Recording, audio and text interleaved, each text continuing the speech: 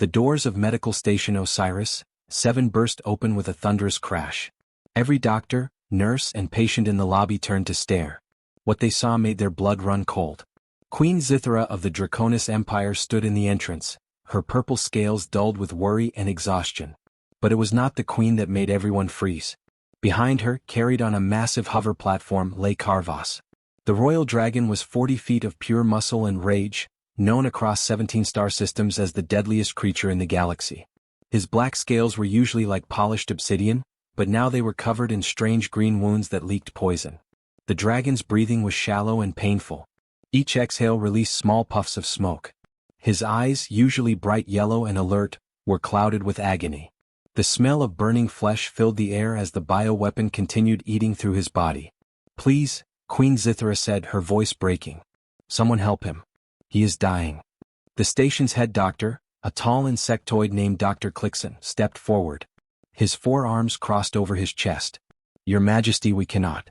That creature has killed hundreds. He is too dangerous." "He is wounded," the queen shouted. "He cannot even stand." "Wounded animals are the most dangerous," Dr. Clixon replied coldly. "One wrong move and he will incinerate this entire station. We have other patients to think about. Families. Children." The queen looked around desperately. "I will pay anything. Name your price." A blue-skinned surgeon shook her head. "No amount of credits is worth our lives, Your Majesty." Another doctor, this one covered in fur, spoke up. "Even if we wanted to help, we do not know how. Dragon biology is completely different from ours. The bioweapon used on him was designed specifically for Draconis DNA. We have no cure." Queen Zithra's eyes flashed with anger. "Then research. Study. Try something." "There is no time for research," Dr. Clixon said firmly. "And we will not risk it. I am sorry, Your Majesty, but I must ask you to leave. We are evacuating this wing in 6 hours for safety reasons." The queen fell to her knees. This proud ruler who commanded armies and conquered planets was now begging. "He has been with me since I was a child. He has protected me, saved my life countless times. Please, I am begging you." Silence filled the room. Not one doctor moved forward. They all looked away, unable to meet the queen's eyes but also unwilling to help. From the back corner of the lobby, a quiet voice spoke. "I will look at him." Everyone turned. A human woman stood up from where she had been sitting. She was small compared to most species there, with dark hair pulled back in a simple ponytail. She wore a plain medical coat with some stains on it. She looked tired, like she had been traveling for days. "Who are you?" Queen Zithra asked, hope flickering in her eyes. "Dr. Sarah Chin. I am a veterinarian. I treat animals on the frontier colonies." The queen's hope died instantly. "A veterinarian? For animals? My Karvas is a noble warrior, not some common pet." Sarah walked closer, her steps calm and steady even though everyone else was backing away. "Pain does not care about titles, Your Majesty. A wound is a wound. Let me examine him." "You are insane," Dr. Clixon hissed at Sarah. "That dragon will kill you the moment you get close." "Maybe," Sarah said simply. "But nobody else is volunteering." She looked at the queen. "I make no promises. I have never treated a dragon before. But I have worked with dangerous creatures my whole career. If you trust me, I will try." Queen Zithra stared at this small human who seemed to have no fear. After a long moment, she nodded. "Do what you can, Dr. Chin. Please." Sarah walked slowly toward the massive dragon. Every other doctor in the station backed away, some running for the exits. The hover platform holding Karvas creaked under his weight. Up close, the dragon was even more terrifying. His claws were each the size of Sarah's arm. His teeth, visible through his half-open mouth, could snap her in half without effort. "Stay back," Queen Zithra warned. "Let me calm him first. He is in too much pain. He does not know friend from enemy right now." But Sarah kept walking. She had seen this before in wounded animals on Earth. Fear and pain made them unpredictable. One of her colleagues once died treating an injured bear. She knew the risks. "Dr. Chen, stop." Dr. Clixon shouted from behind a column. "You are going to get yourself killed." Sarah ignored him. She was now just 10 feet from the dragon's head. Karvas's clouded eyes suddenly focused on her. A low growl rumbled from deep in his chest. Smoke leaked from his nostrils. He was warning her. "Easy boy," Sarah said softly. "I know it hurts. I know you are scared." The dragon's growl grew louder. His massive head lifted slightly off the platform. Everyone in the lobby gasped. Queen Zithra reached for Sarah's arm to pull her back, but Sarah gently moved away. Then Sarah did something that made every witness think she had lost her mind. She began humming. It was an old lullaby from Earth, something her grandmother used to sing. The melody was soft and gentle, completely out of place in this moment of danger. Carvas's head tilted slightly. The growling stopped. His yellow eyes, though still clouded with pain, showed confusion. No one had ever approached him like this before. Everyone either feared him or used him as a weapon. But this tiny human was singing to him. "That is right," Sarah continued in the same soft voice. "You are not a monster. You are hurt and afraid. I understand. I have been afraid too." She took another step closer. Now she was within striking distance. The dragon could kill her with one snap of his jaws. His mouth opened slightly, showing rows of razor-sharp teeth. Some doctors in the lobby covered their eyes, unable to watch. But Sarah did not run. She kept humming, kept talking. "I once treated a creature on Earth called a crocodile. Very dangerous like you. But when it was hurt, it let me help because it understood I was not there to harm it. Can you understand that too?" Carvas's breathing slowed just a fraction. His head lowered back down to the platform. He was listening. Sarah finally reached the dragon. Her hand, trembling slightly, reached out and touched his scales. They were burning hot, much hotter than they should be. The bioweapon was causing a massive fever. She could feel his heart beating rapidly through his scales, too fast and irregular. She moved around his body, examining the green wounds that leaked poison. They were deep, going through several layers of his armored hide. The weapon was designed to slowly dissolve him from the inside out. It was cruel and painful. "Your Majesty," Sarah said, still keeping her voice calm so as not to startle the dragon. "When did this happen?" 16 hours ago, Queen Zithra replied, her voice shaking. "Assassins ambushed us on the trade route near Sector 9. They used banned weapons. Our doctors tried everything but nothing worked. This station was our last hope." Sarah nodded, her mind working quickly. She pulled out a small scanner from her medical bag and ran it over the wounds. The readings made her frown. "This bioweapon is specifically targeting his genetic code. It is breaking down his cellular structure." "Can you stop it?" the Queen asked desperately. Sarah was quiet for a long moment. The numbers on her scanner were bad, really bad. Any honest doctor would say this was impossible. The dragon should already be dead. But Sarah had learned something important in her years on the frontier colonies. Sometimes impossible just meant no one had tried hard enough yet. "I can try," Sarah finally said. "But I need your complete trust. Both of you. And I need 6 hours of uninterrupted time." Sarah worked fast. She commandeered the largest surgery room in the station, pushing equipment around to make space for the enormous dragon. Carvas barely fit through the doorway.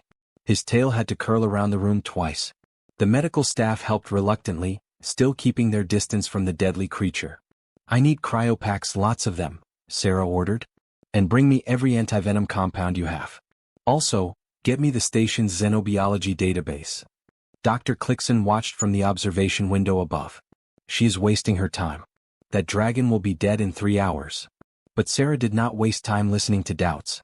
She studied the bioweapon structure on her computer screen. It was designed brilliantly and evilly. The poison attacked the specific DNA chains that only existed in Draconis species. No wonder the alien doctors could not help. They had never seen anything like this. However, Sarah had seen something similar. Back on Earth, she had treated Komodo dragons whose bites contained deadly bacteria.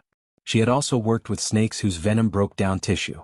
This alien weapon worked on the same principle, just much more advanced. "I can adapt this," she muttered to herself.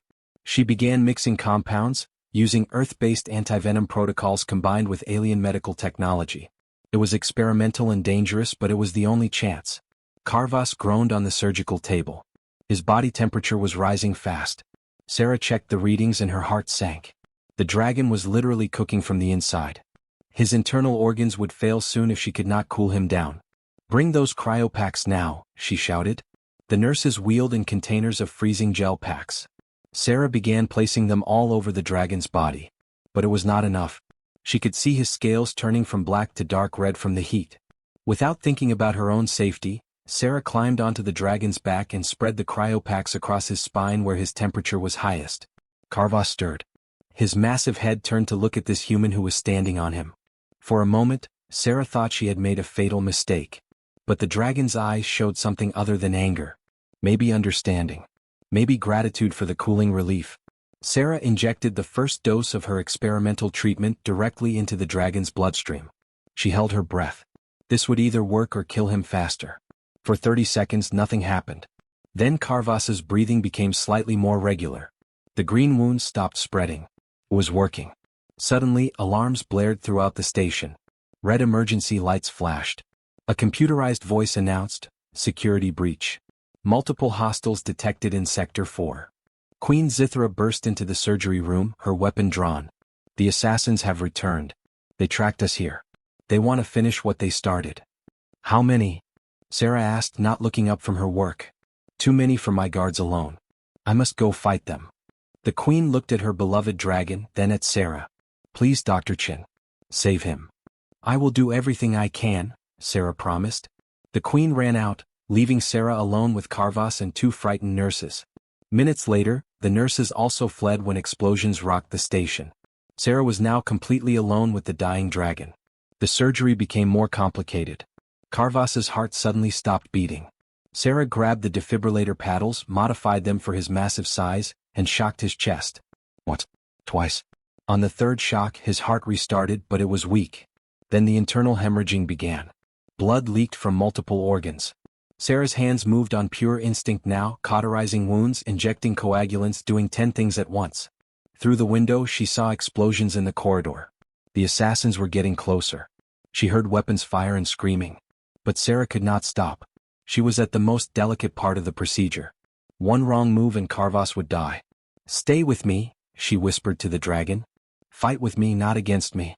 We are going to survive this together." The door to the surgery room exploded inward. 3 assassins in black armor rushed through the smoke, their weapons raised. They wore masks that covered their faces completely. Their guns glowed with deadly energy. "The dragon must die," the lead assassin said coldly. "And anyone protecting it." Sarah's heart pounded in her chest. Her hands were literally inside Carvas's chest cavity, working on repairing a damaged artery. If she moved now, the dragon would bleed out in seconds. But if she stayed, she would die. "Get away from the beast," another assassin demanded, pointing his weapon at Sarah. "No," Sarah said firmly, though her voice shook. "I'm almost done. 5 more minutes." "You have 5 seconds," the assassin replied. His finger moved to the trigger. Everything happened in a blur. Carvas, who had been barely conscious, suddenly sensed the danger to Sarah. His eyes snapped open, clear and focused despite his wounds. With a roar that shook the entire room, the dragon moved. Even half paralyzed and dying, Carvas was still the deadliest creature in the galaxy. His massive body shifted, positioning himself between Sarah and the assassins. His wing, though damaged, spread out like a shield. Energy blasts hit his scales and bounced off, leaving scorch marks but not penetrating. "Carvas, no. You will hurt yourself more," Sarah shouted. But the dragon did not move. He was protecting her. This human who had shown him kindness when everyone else showed fear. This small creature who sang to him and touched him without hatred. He would not let her die. The assassins fired repeatedly. Carvas growled in pain but held his position. Sarah realized what was happening. The dragon was using his own body as her shield. She had minutes, maybe seconds, before the assassins found a way around him. Her hands moved faster than they ever had before. She sealed the damaged artery. She closed the chest cavity. She administered the final dose of anti-venom. All while energy blasts exploded around her, all while pieces of ceiling fell from the explosions. One assassin tried to circle around the dragon. Carvas's tail, moving on pure instinct, swept across the floor and knocked the attacker into the wall. The other 2 assassins focused their fire on the dragon's head, trying to finish him. Sarah saw green blood leaking from new wounds on Carvas's scales. He was sacrificing himself for her. "Just a few more seconds," she whispered urgently. "Hold on." She completed the final suture just as the surgery room doors burst open again. Queen Zithra charged in, her armor dented and smoking. Behind her came station security forces. A fierce battle erupted. Energy weapons filled the air with deadly light. Sarah threw herself flat on the ground, covering her head. Above her, Carvas remained still shielding her with his body. The fight lasted only minutes but felt like hours. Finally, silence fell. The assassins were either dead or captured. "Sarah." Queen Zithra rushed to her side. The queen herself was wounded, with a deep cut across her shoulder. "Are you hurt?" "I am fine," Sarah said breathlessly. But Carvas. They both looked at the dragon. He had new wounds on top of his old ones. His breathing was shallow again. The effort of protecting Sarah had cost him greatly. The surgery is complete, Sarah said quickly. But he is critical. I need to monitor him constantly. For the next 38 hours, Sarah did not leave Carvas's side. She slept in a chair next to him, waking every 30 minutes to check his vital signs. She adjusted medications, changed bandages, and talked to him constantly. Queen Zithra watched in amazement. No doctor in her empire would have done this. They would have declared the job finished and left. Finally, on the second day, Carvas's eyes opened. They were clear now, bright yellow and fully aware. He turned his massive head and looked directly at Sarah. In those ancient eyes, she saw something unmistakable. Gratitude. Understanding. Connection. The deadly dragon had found an unlikely friend. Within days, the story spread across the entire galaxy. News networks from 1,000 worlds broadcast the same incredible tale. A human veterinarian had saved the deadliest dragon in existence when every other doctor refused. The footage from the station's security cameras went viral. Billions watched Sarah standing calmly before Carvas, humming a lullaby while others ran in terror. Medical Station Osiris 7 became crowded with reporters. They all wanted to interview the brave human. Dr. Clixon, who had refused to help, now tried to claim he had supported Sarah all along. Nobody believed him. Queen Zithra called for a formal ceremony in the station's main hall. Hundreds of species gathered to witness it. Sarah stood uncomfortably in the center, still wearing her stained medical coat. She did not like attention. Dr. Sarah Chin, the queen announced, her voice echoing through the chamber. You have done what no one else would do. You saved not just my guardian but my oldest friend. Name your reward. Well, a position as royal physician? A planet of your own? Anything you wish is yours. Sarah shook her head. Your Majesty, I do not need rewards. I am just a veterinarian. I go where I am needed. There are animals on frontier colonies waiting for me. The crowd murmured in shock. She was refusing the queen's offer? Refusing riches beyond imagination? Queen Zithra smiled sadly. I thought you might say that. But there is one thing you cannot refuse. It is not a gift from me. It is a gift from Carvas himself. The massive dragon entered the hall. His scales were shiny black again, healthy and strong. The wounds had healed completely. When people saw him, they backed away instinctively. But Carvas walked directly to Sarah and lowered his enormous head to her level. What is happening? Sarah asked nervously. In Draconis culture, the queen explained, when a life debt is owed, it must be repaid. But what Carvas wishes to do is much more than that. He wishes to perform the bonding of souls. This has not been done with a non-Draconis in over 10,000 years. Before Sarah could ask what that meant, Carvas touched his forehead to hers. Suddenly, Sarah's mind exploded with sensation. She could feel the dragon's thoughts, his emotions, his memories. She saw herself through his eyes during the surgery. She felt his pain, his fear, and then his gratitude. She understood him completely. And he understood her. Sarah gasped and stumbled backward. What just happened? You are bonded now, Queen Zithra said with wonder in her voice. For life. His thoughts are your thoughts. You will always know where he is, what he feels. And he will protect you until the day one of you dies. But I do not understand. Why me? Because you cared when no one else did, the queen said simply. You are the first non-Draconis ever chosen by a royal dragon. You are now part of our history, Dr. Chin. The news spread even faster than before. A human bonded with a royal dragon. Changed everything. Within weeks, Sarah began receiving messages from across the galaxy. Creatures that were considered too dangerous to treat. Cases that every doctor had declared impossible. They all asked for the same thing. They wanted the human doctor who cared. Sarah returned to her frontier colony, but she was not alone anymore. Carvas came with her. The sight of a 40-foot dragon helping a human veterinarian treat sick animals became famous across the stars. One day, a young alien asked Sarah what made humans special. Why had she helped when others with more knowledge and better equipment had refused? Sarah looked at Carvas, who was gently holding a small injured creature in his massive claws while she bandaged its leg. She smiled. We are not smarter than other species, Sarah said. We are not stronger or more advanced. But sometimes, being special is as simple as giving a damn when everyone else walks away.